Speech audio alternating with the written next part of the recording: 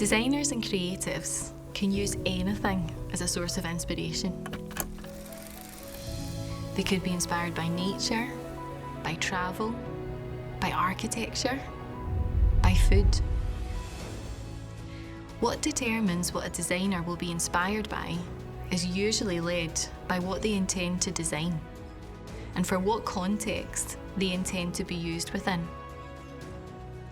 Now, if we can learn to identify the impact of designers' choice of source of inspiration has on the aesthetics, style, function, and target market of their intended piece of design, then we can learn how to articulate and justify the reasoning behind those creative decisions within a designer's developmental creative process.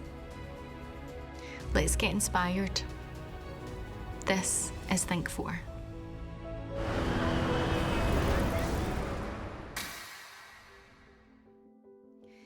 Let's look at an example of design in the work of renowned architect Antoni Gaudí.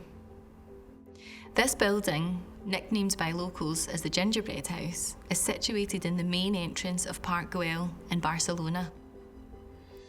The Gingerbread House has many components to analyse, which make it easy for us to pick components of the building apart into separate factors and consider what Gaudí's source of inspiration could be. Let's start with the large spire on top of the roof, which has a large Christian cross on it. This symbol of the Christian religion, situated at the highest point of the building, shows the importance of Gaudí's religion to him, that he has used this as a direct source of inspiration to incorporate into his architectural design.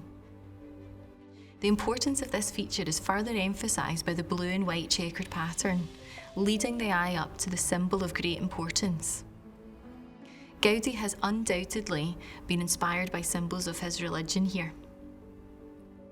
The main body of the building and the roof, made of sandstone, plaster, coloured glass, pottery, ceramic mosaic iron, and stained glass, has the most unusual visual presence. This information is given to us before starting to analyse a piece of design, as is the name of the design, in this case, the Gingerbread House. Here, the marking body is giving us a clue, and our brains are already programmed to question, why is this house called the Gingerbread House? Well, the main body of the building has the texture of gingerbread sponge cake, and the formations of the curves within the walls and windows support this idea. It looks primitive, almost childlike, whimsical. It reminds me of the story of Hansel and Gretel and the gingerbread house featured within this fairy tale. This idea of a gingerbread house being Gaudí's main source of inspiration is further identified when analysing the roof. The use of white plaster and colour mosaic tiling are reminiscent of peaked, thick icing on a gingerbread cake, with dotted sweeties represented by the brightly coloured ceramic mosaic tiles. The last factor to cement my conclusion is the large domed peak coming out from the middle of the roof. Covered in rouge tiles, it really does look like a massive ice gem stuck in the middle of the house to top off the overall look. How truly marvellous is this building? By being able to analyse the possible sources of inspiration within a design context, allows us to delve into the thinking of designers and the creative process they have followed. Look around you.